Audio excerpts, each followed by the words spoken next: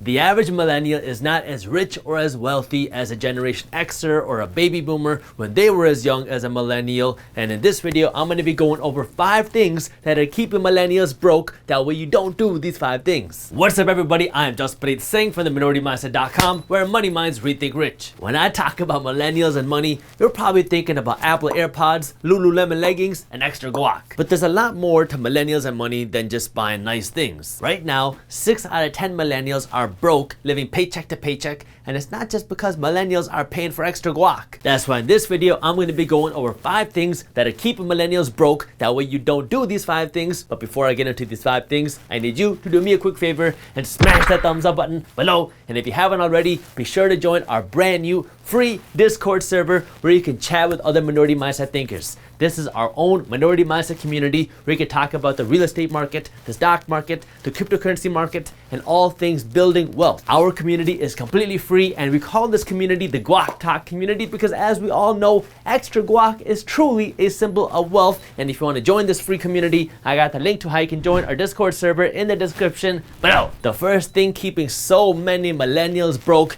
is debt, and more specifically, excessive consumer debt. Consumer debt is the debt that you take on to buy things that you don't need, that you cannot afford, that don't pay you with money that's not yours. So when you go out and you finance your clothes, when you go out and you're financing your car, when you go out and you have a whole bunch of credit card debt, these are things that are not paying you. None of these things are putting money in your pocket. I know your BMW looks cool, but your BMW is not putting any money in your pocket. Your wardrobe looks nice, but your Gucci isn't paying you. So these things look cool, but they don't put any money in your pocket. Consumer debt is keeping so many millennials broke. Here's what happens to so many young people. You're 17, 18 years old, you graduate high school, and now you're ambitious. You want to get a good job, you want to make some good money, and everybody tells you that if you want to become successful, you got to go to college. So you say, okay, you sign up for college, and that's when you find out, oh, college is expensive. So how do you fund college? Well, none other than student loans. So when you're 18 years old, you sign a piece of paper saying that you're going to sign up for these student loans, even though you don't even realize what the cost of these student loans are really going to be. This is just what everybody else is doing. So you sign up for student loans too, you go to college, and then at 21 years old, you graduate with $40,000 of student loans. Now, this is kind of just the average. If you're going out to grad school, if you're going to an expensive university, you might have many multiples of $40,000 worth of student loans, but the average millennial has right around $40,000 worth of student loans at the age of 21. Now you finally graduate school and you get your first big boy or big girl job, but then you realize, oh, I need a way to get to and from work, so you go out and you buy a nice car, which is why the average millennial has something like $20,000 worth of car notes in loans. And so now you got a nice car to get to and from work, and this car looks sweet. Now you start going to work, you make a little bit of money, and then you see all of your friends have nice things. They have nice clothes, they have nice furniture, they have cool electronics. So now what do? You say, oh, my friend just bought a brand new MacBook, let me get it too. So now you put another $5,000 on your credit card, which is why the average millennial has just under $5,000 worth of credit card debt. And now you gotta start paying this money back too. And then if you're like a lot of people, to top it off, you have something like $10,000 worth of other debt. This might be buying things with a firm or Afterpay on the internet. This might be a home equity line of credit or just some other sort of debt that you've taken on along the way. So now you're a young man or woman, and I'm going to assume that you don't have any marriage debt or any engagement ring debt. I'm just going to assume that that doesn't exist for the sake of this example. And now what happens is you make money. The first thing you do is you pay taxes. Then after you pay your taxes, you start paying off your debts. You gotta pay off your student loans, you gotta pay off your car payment, you gotta pay your credit card, you gotta pay your other debt, and if you have a rent payment, you gotta pay that, or you gotta pay your mortgage.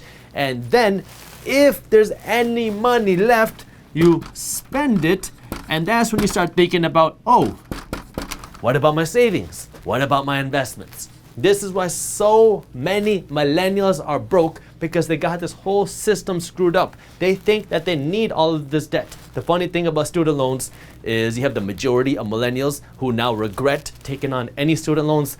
Crazy system. I'm not saying that college is completely bad, but there is a right way and a wrong way to do college. You got to understand how to use your car the right way, because your car is not putting any money in your pocket. If you're going to buy a car, Buy a car that you can afford, that's reliable, that's not costing you an arm and a leg. You don't want to be putting money on your credit card if you cannot afford to pay it, and avoid all this other debt. If you can get rid of this debt, now all of a sudden, you don't have these expenses and you have more money to go here. The reason wealthy people are wealthy is not because they were born with $1 million. The vast majority of wealthy people built their own wealth.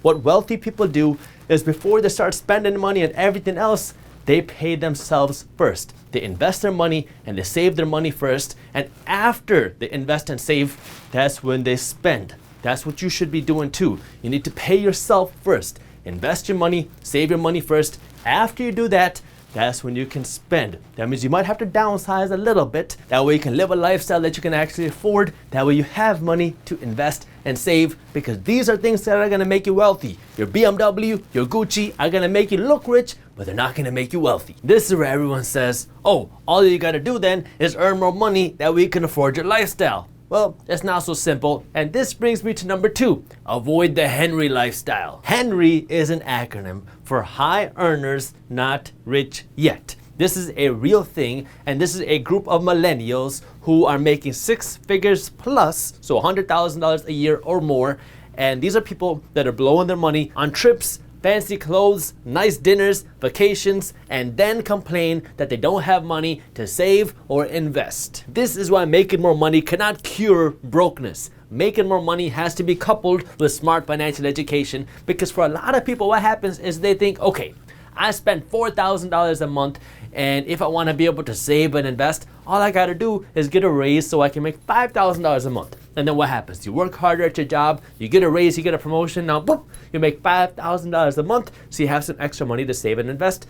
And then magically, as soon as you start making more money, your expenses, boop, go up too. Now you drive a nicer car, you're thinking about getting a better home, you wear nicer clothes, you go out to more dinners. Why? Because you have more money. There's a lot more to becoming wealthy than just making more money. Making more money has the most benefit when you know how to spend your money and when you know how to invest your money and save your money the right way. Right now, we live in this flex culture where everybody spends money not just so they can buy things that they need or that they can afford, but people spend money so they can impress their friends on social media and even impress people that they don't know. This whole system, which used to be known as keeping up with the Joneses, now it's called just flexing on social media, is keeping a lot of people broke. And it's not just the fact that people are shopping on Instagram, it's that people are literally going into debt to create the perfect Instagram page so they can show all their friends and followers that they don't even know that they live this fancy lavish lifestyle, that they eat at these cool restaurants, that they wear these really cool clothes, and then you're the one that's got to pay the price, literally. So here's what I want you to do. I want you to follow my 75, 15, 10 plan, which says that for every dollar that you earn from now on, 75 cents is the maximum that you can spend, 15 cents is the minimum you should be investing, and 10 cents is the minimum that you should be saving. When you do that, now you have a financial plan. Anytime you make money, your money is going to flow through the system. That way you know how much money you can spend, you know how much money you need to be investing, and you know how much money you should be saving. Now you have a financial system where your money is working to build you wealth while you also have money to enjoy. The third thing that's keeping so many millennials broke is that you are not investing your money. Right now, more than half of all millennials are not investing any money at all. That's including a 401k. Investing money is how you build wealth. You can never become wealthy just because of your salary, because as soon as you stop working, your salary is going to stop coming in. And you can't just rely on your savings to retire, because your savings keep getting diluted because of inflation. So your savings are getting diluted. Eventually, your salary is going to stop coming in. So you need to become wealthy, which means you need to have assets, investments that you can rely on and fall back on that will pay you. So you need to be the one investing your money. No one's going to tell you this. And this is where some people say, oh, but I'm paying into Social Security. Isn't the government supposed to take care of me? One of the worst, the absolute worst type of financial planning that you can do is to rely on the government to take care of you. So you want to be the financially smart person. You want to be the one investing your money. That way you can start building assets, building your wealth. That way you have these investments that will pay you just for owning them. Let me show you why this is so important. Let's say you start investing when you're 21 years old and you're investing just $100 a month, and let's assume that you can get an average 10% return a year. If you start investing at 21 and you keep doing this until you're 66 years old, you are going to retire with $1 million in your investment account. And this is assuming that you're only investing $100 a month. That's like just over $3 a day.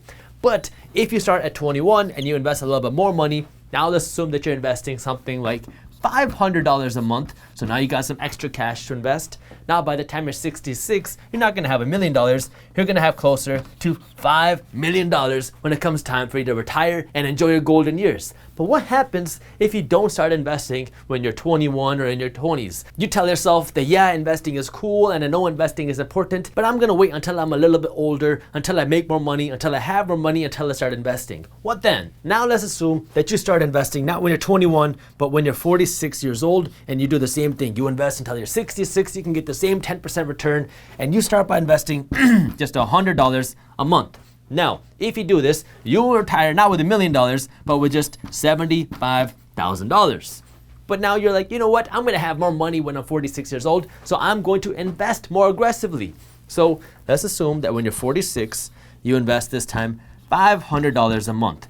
Now, when it comes time for you to retire, you're not gonna have $5 million, you're gonna have something around $375,000. And if you think that you're gonna invest even more aggressively, well now, if you start when you're 46, you invest until you're 66, and now you're investing $1,000 a month. Now when it comes time for you to retire, you are going to have $750,000. This is why time is so important, because the younger that you start, the more time that your money has to grow and compound. That means your money makes money, and the money that your money made is going to make you money. So your money is going to grow, compound, and snowball, and the more time that you have, the more wealth that you can build, even if you start with less money. Now, if you're not sure where to start or what to actually do with your money to build wealth, this is where financial education comes in, and we have a free guide on money management and investing that you can read for free that will walk you through how to invest your money, that will walk you through how to build your wealth. That way you can actually enjoy your life financially. This guide is completely free when you sign up for our daily newsletter, and if you want to download this free guide, I got the link to how you can download it in the description below. The fourth thing that's keeping so many millennials broke is the lack of financial education, because hate it or love it, the way the system works, if you do not understand how money works, you are going to be punished. If you understand how money works, you will be rewarded. Let's just take a look at the numbers. Between 1970 and now, wages have gone up by right around 800%. So this is wages. This looks like good news because it looks like people are making more money, but in reality, this is just one side of the coin. Because yes, people are making more money now than before, but the prices of things, our expenses, have gone up way faster than wages. Like for example, the price of cars between the same time period have gone up by right around 1100%. And the price of homes, if you want to go out and buy a home, you want to rent a home, have gone up by right around 1500%. So yeah, you're making more money, but it's not enough to support the higher cost of living. And it's not just the higher cost of living, we also have a higher standard of living. Because back in 1970, people didn't have iPhones, people didn't have MacBooks, people didn't have Lululemon leggings. And so now, not only do we have a higher cost of living, people have a higher standard of living, because now we have so much more technology, we have so much more electronics, and these are extra costs that we're having to pay for every single year now that nobody had to pay for before. And not just that, the price of everything else is so much more expensive today relative to our wages than it was before. And beyond just that, now we are in a generation where our savings are constantly being diluted by inflation, and so saving doesn't have the same value as it does before. If you don't believe me, just go to your bank and ask them what interest they're paying you on your savings. Your savings are dead. They're just sitting there flat while the price of everything else keeps getting more expensive. And on top of that, nowadays young people don't have pensions, Social Security is drying up, and so it's becoming much harder for somebody to be able to survive and build wealth if you are not financially educated, while previous generations didn't have that same issue. So it's much more important now than ever to be financially educated, because if you don't, you are being blatantly punished by the system. Now, that being said, let me give you the flip side of things, which is the fifth reason which is keeping so many millennials broke, is that some millennials are too comfortable with where they are. Now, obviously, this does not apply to everybody, but this does apply to some people, and I'm just gonna keep this very blunt and very honest, okay? America is the land of opportunity. If you are living in America or a first world country and you have the means and resources to understand what I'm saying and watch what I'm saying, you are blessed and you have every resource necessary in order to become successful and achieve whatever you want. Is it harder for some people than others? Yes, obviously. Some people are born with $1 million on their lap. Some people are born with a silver spoon in their mouths. Other people are not. But just because you weren't given these opportunities does not mean it's not possible for you. We have more resources and opportunities literally on our fingertips than ever before, which makes it so much easier for somebody to learn something or start something that they've always wanted to do with way less money than what it would have costed just a couple decades ago. And so you have all the opportunity and resources literally on your fingertips, which could be a blessing or a curse. Because if you have that drive, you have the hustle, well, now you have everything that you need. But if you don't, well, now you're going to be held behind. Look, I completely understand that some people have it much harder than others. Some people do not have basic resources or the basic needs that they need,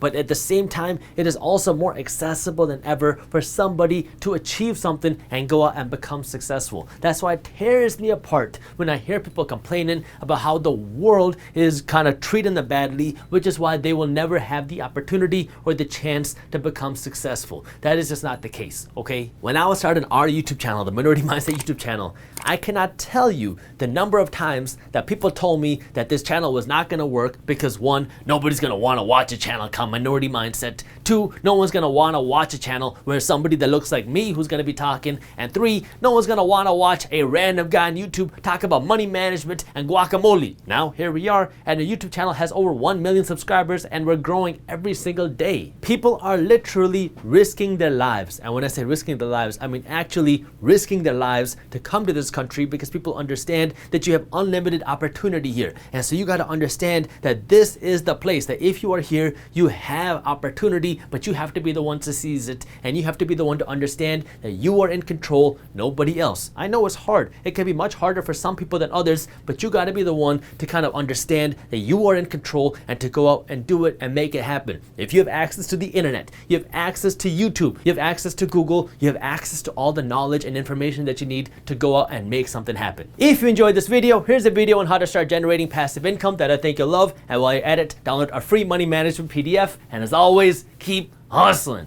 If you don't want to deal with the headache of investing and owning your own real estate properties, the next best thing is by investing in a REIT, a real estate investment trust,